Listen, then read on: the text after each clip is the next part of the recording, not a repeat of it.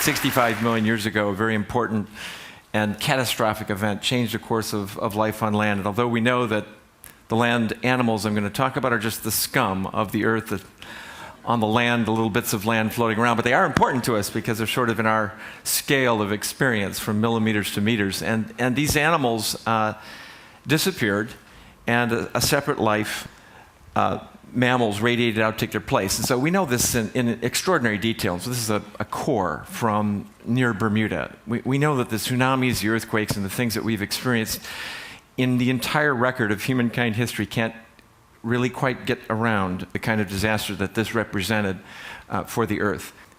So even before that impact was known, even before scientists in general came to an agreement over the theory of evolution, scientists and natural historians of all kinds of stripes actually had divided Earth's life's history into these two episodes: Mesozoic, the middle life, and the Cenozoic, the recent life.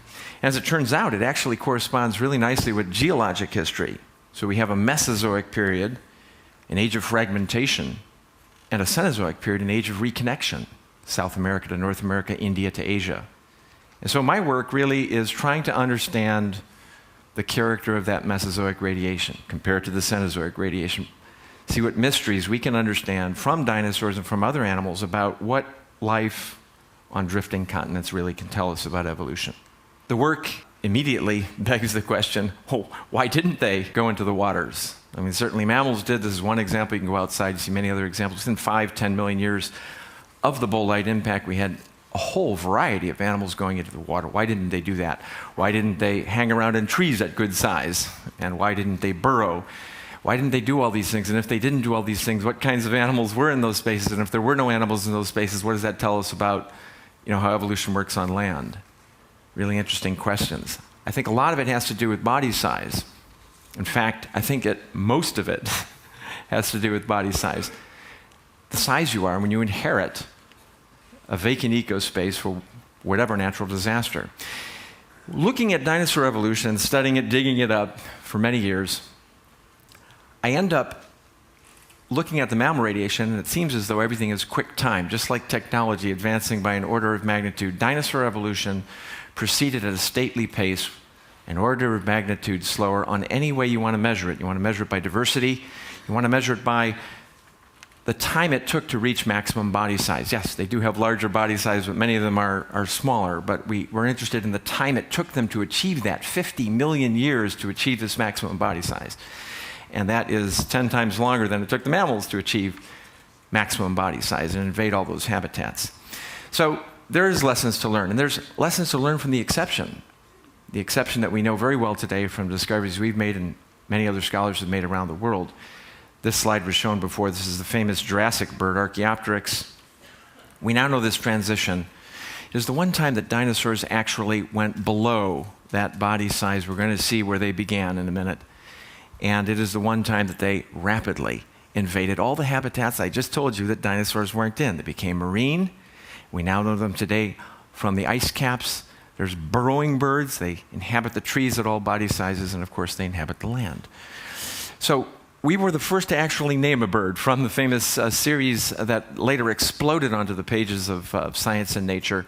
We called this bird Cynornis. It's a little bit more advanced than Archaeopteryx, and if you go to different layers, you find things that are less advanced than Archaeopteryx and every grade in between. So that if you find something today, we're usually splitting hairs, or more appropriately feathers, as to decide whether it's actually a non-avian or an avian. It is the greatest transition that we have actually on land from one habitat to another, there bar none, to understand how a bony, fairly heavy kilogram or a couple of kilogram animal could make such a transition. It is really one of our greatest evolutionary sequences. Now, my work began at the beginning. I thought if I'm going to understand dinosaur evolution, I'd have to go back to those beds where they had picked up fragments, go back to a time and a place where the earliest dinosaurs existed. I'd like to call for this little video clip to give you some idea of sort of what we face normally. We get asked a lot of questions. Well, how do you find fossils in areas that look like this? If we could roll that first video clip.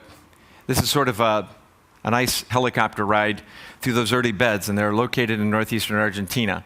And we're coming over a cliff, and at the top of that cliff, dinosaurs have basically taken over. at the bottom of the cliff, we find that they're rare as hen's teeth. That's where dinosaur origins is to be found, at the bottom of the cliff.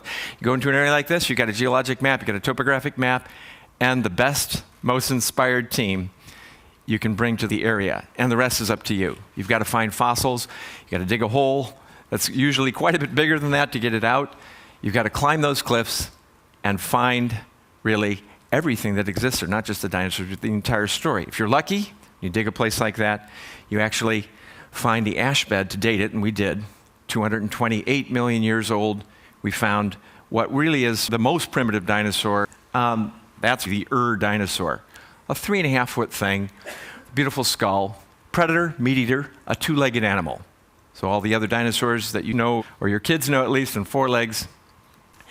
This is sort of a look at the skull, and it's absolutely fantastic thing, about 5 or 6 inches long. It's rather bird-like, because it is. It's bird-like and hollow, a predator, maybe 25 pounds or 10 kilograms. That's where dinosaurs began. That's where the radiation began. That is 10 times larger than the mammal radiation, which was a 4-legged radiation. We are extremely dinosaur-like and unusual in our 2-legged approach to life. Now, if you want to understand what happened then when the continents broke apart and dinosaurs found, landlubbers as they are, found themselves adrift, there's some missing puzzle pieces. Most of those missing puzzle pieces are southern continents because it was those continents that are least explored. If you want to add to this picture and try and sketch it globally, you really have to force yourself to go down to the 4 corners of the earth, Africa, India, Antarctica, Australia, and start putting together some of these pieces. And I'm going to consider, I've been to some of those continents, but Africa was, in the words of Steven Pinker, was a blank slate, largely. But one with an immense chalkboard in the middle with lots of little areas of dinosaur rock, if you could survive an expedition. There's no roads into the Sahara. It's an enormous place. To be able to excavate the 80 tons of dinosaurs that we have in the Sahara and take them out, you really have to put together an expedition team that can handle the conditions. Some of them are political, many of them are physical, some of them, the most important, are mental. And you really have to be able to withstand conditions. You have to drive into the desert. You will see landscapes. In many cases, you can see from what we discovered that nobody else has ever seen. And the kinds of teams they bring in, well, they're composed of people who understand science as adventure with a purpose. They're usually students who've never seen a desert. Some of them are more experienced. Your job as a leader, this is definitely a team sport. Your job as a leader is to try to inspire them to do more work than they've ever done in their life under conditions that they can't imagine. So 125 degrees is normal. The ground surface at 150, typical. So you can't leave your normal metal tools out because you'll get a first-degree burn if you grab them sometimes. So you are finding yourself also in an amazing cultural milieu. You're really rubbing shoulders with the world's last great nomadic people. These are the Tuareg nomads that are living their lives much as they have for centuries. Your job is to excavate things like this in the foreground and make them enter the pages of history. To do that, you've got to actually transport them thousands of miles out of the desert. We talk about Ethiopia, let's talk about Niger, or Niger in our English language, north of Nigeria. That's where this photograph was taken. Basically, you're talking about a country that, when we started working there, did not have container traffic. You transported the bones out yourself to the coast of Africa onto a boat if you wanted to get them out of the middle of the Sahara. That's a 2,000-mile journey. So enormous excavations and a lot of work, and out of essentially a partial herd of dinosaurs that you saw buried there, 20 tons of material, we erect Jobaria, a sauropod dinosaur, like we haven't seen on some other continents. It really is a little bit out of place temporally. It looks nothing like what we would find if we dug in contemporary beds in North America. Here's the animal that was causing it trouble. And, on and on, a whole menagerie. When you pick up something like this, and some of you have had the chance to touch it, this is a piece of history. You're touching something that's 110 million years old. This is a thumb claw. There it was moments after it was discovered. It is an incredible view of life, and it really began when we began to understand the depth of time. It's only been with us for less than a century. And that time, that fourth dimension, when radioactive dating came about less than a century ago, and we could actually tell how old some of these things were, is probably the most profound transformation, because it changes the way we look at ourselves and the world dramatically. When you pick up a piece of history like that, I think it can transform kids that are possibly interested in science. That's the animal that thumb claw came from, Suchomimus. Here's some others. This is something we found in Morocco, an immense animal. We prototyped by CAT scanning the brain out of this animal. It turns out to have a forebrain, 1/15 the size of a human.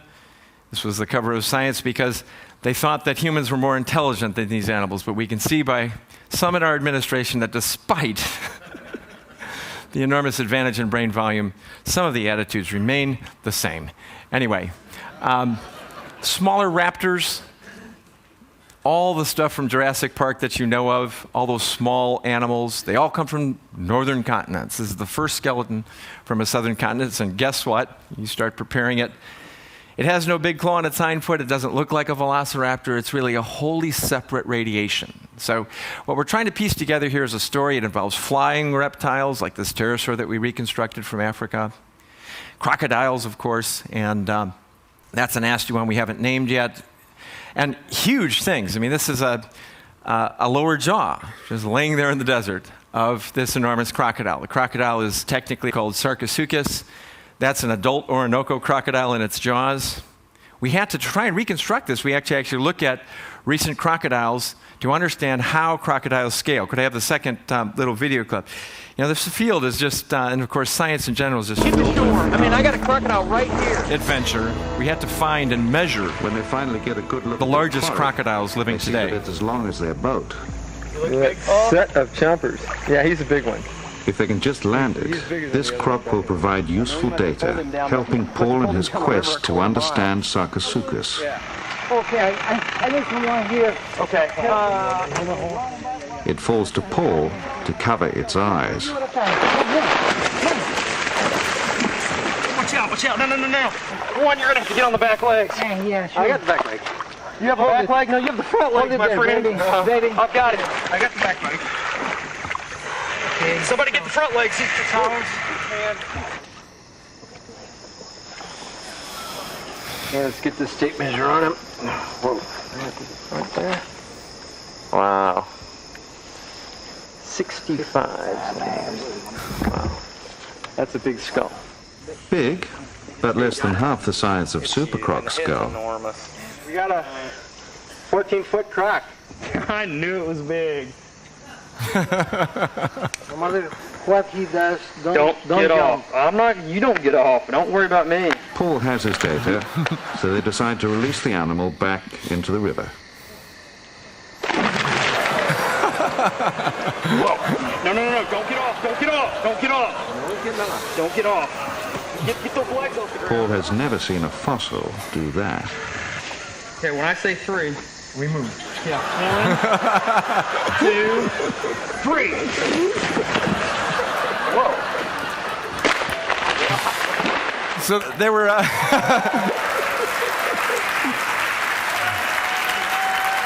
Well, you know, the fossil record is truly amazing because it really forces you to look at living animals in a new way. We proved with those measurements that crocodiles scaled isometrically. It depended on the shape of their skull, though. So we had to actually get those measurements to be sure that we had reconstructed and could prove to the scientific world that Supercroc, in fact, is a 40-foot crocodile, probably a male.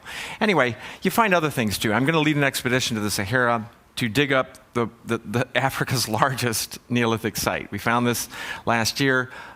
200 skeletons, tools, jewelry. This is a ceremonial disc, an amazing record of the colonization of the Sahara 5,000 years ago is sitting out there waiting for us to go back. So really exciting. And then work later is going to take us to Tibet. Now, we normally think of Tibet as a highland. It's really an island continent. It was a precursor to India, a messenger from Gondwana, a lost paradise of dinosaurs, isolated for millions of years.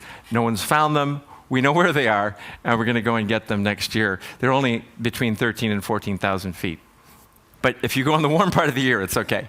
Now, I try to suture together a dinosaur evolutionary history so that we can try to understand some basic patterns of evolution. I've talked about a few of them. We really need to take that further. We need to delve into this massive anatomy that we've been compiling to understand where the changes are occurring and what this means. We can't predict necessarily what will happen in evolution, but we can learn some of the rules of the game, and that's really what we're trying to do. With regard to the biogeographic question, the Earth is dividing. These are all land-loving animals. There's a couple of choices. You get divided, and a continent's division corresponds to a fork in the evolutionary tree. Or you're crafty and you manage to escape from one to the other and erase that division. Or you're living peacefully on each side, and on one side you just go extinct and you survive on the other side and create a difference. And then the fourth thing is that you actually did one or the other of those three things, but the paleontologist never found you. And you take those four instances and you realize you have a complex problem. And so in addition to digging, I think we have some answers from the dinosaur record. I think these dinosaurs migrated, we call it dispersal, around the globe with the slightest land bridge. They did it within 2 or 3 degrees of the pole to maintain similarity between continents. But when they were divided, indeed they were divided. And we do see the continents carving differences among dinosaurs. But there's one thing that's even more important, and I think that's extinction. We have downgraded this factor. It carves up the history of life and gives us the differences that we see on the dinosaur world towards the end, right before the bolide impact. The best way to test this is to actually create a model. So if we move back, this is a 2-dimensional typical tree of life. I want to give you 3 dimensions. So you see the tree of life, but now I've added the dimension of area. So the tree of life is normally divergence over time. Now we have divergence over time, but we've created the 3rd dimension of area. This is a computer program which has 3 knobs. We can control those things that we're worried about: extinction, sampling, dispersal, going from one area to another.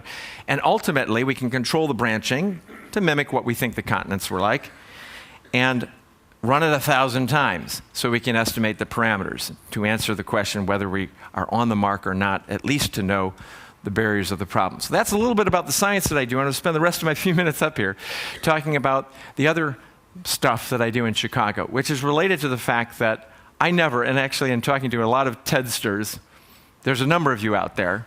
I don't know that I'd get an answer honestly if I asked you to raise your hand, but there are a number of you out there that started your scientific, technical, entertainment career as failures by society's standards, as failures by schools. I was one of those. I was failed by my school. My school failed me, who's pointing fingers. Several teachers nearly killed me. I found myself in art. I was a total failure in school, not really headed to graduate high school. And I went on, that's my first painting on canvas. I read a dictionary. I got into college. I became an artist. Okay, I started drawing. It became abstract. I worked up a portfolio, and I was headed to New York. Sometimes I would see bones when there was a body there. Something was going on in the background. I headed to New York to a studio. I took a side trip to the American Museum, and I never recovered. But really, it's the same discipline. They're kindred disciplines. I mean, is there anything that is not visualizing what can't be seen in terms of discovering this dinosaur bone from a small piece of it that's out there, or seeing the distortion that we try to see as evolutionary distortion in one animal to another? This is a very extraordinarily visual. I give you a human face because you're experts at that. It takes us years to understand how to do that with dinosaurs. They're really kindred disciplines. But what we're trying to create in Chicago is a way to collect together those students who are least represented in our science and technology spheres. We all know, and there's been several allusions to it, that we are failing in our ability to produce enough scientists, engineers, and technicians. We've known that for a long time. We've gone through the Sputnik phase, and now as you see the increase in the pace of what we're doing, it becomes even more prominent. Where are all these people going to come from? And a more general question for our society is, what's going to happen to all the rest that are left behind? What are all the kids like me that were in school, kids like some of you out there that were in school and didn't get a chance and will never get a chance to participate in science and technology? Those are the questions I ask. When we talk about Ethiopia, and it's very important, Niger is equally important, and I'm trying desperately to do something in Niger. They have an AIDS problem. The U.S. State Department asked the government recently, what do you want to do? They gave them 2 problems. Dinosaurs was one of them. Give us a museum of dinosaurs, and we will attract tourists, which is their number 2 industry. And I hope to God the United States government, me or Ted or somebody, helps us do that, because that would be an incredible thing for their country. But when we look back at our own country, we look back at our cities, the cities where most of you come from, certainly the city I come from, there's just legions of kids out there like these.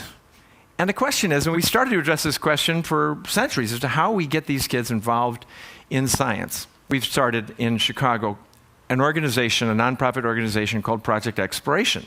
These are 2 kids from Project Exploration. We met them in their early stages in high school. They were failing to poor students, and they are now one at the University of Chicago, another in Illinois. We've got students at Harvard. We're 6 years old, and we created a track record, because when you go out there as a scholar and you try to find out longitudinal studies, track records like that, there essentially are very few, if none. So we've created an incredible track record of 100% graduation, 90% going to college, many first generation, 90% of those choosing science as a career. It's an impressive track record. And so we look back and we say, well, we didn't really exactly work this out theoretically from the start, but we look back, there are theoretical movements in science education. It's gone through science as an inquiry, which was a big advance. And Dewey, back at Chicago, you learn by doing. To you learn by envisioning yourself as a scientist. And then you learn to envision yourself as a scientist. The next step is to learn the capability to make yourself a scientist. You have to have those steps. It's easy to get kids interested in science. It's hard to get them to envision themselves as a scientist, which involves standing up in front of people like we're doing here at this symposium and presenting something as a knowledgeable person, and then seeing yourself in the role as a scientist and giving yourself the tools to pursue that. And so that's what we're going to do. We're planning a permanent home in Chicago. We have lots of ideas, but I guarantee you this one thing, and I've talked to some people here at TED, it's not going to look like anything you've seen before.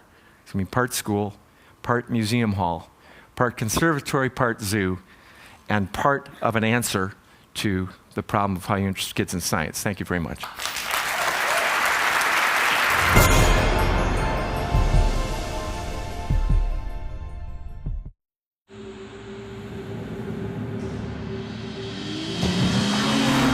It's a sports car, yet a sedan. Powerful, yet fuel efficient. Modern, yet timeless. Introducing the new BMW 3 Series, our most advanced 3 yet.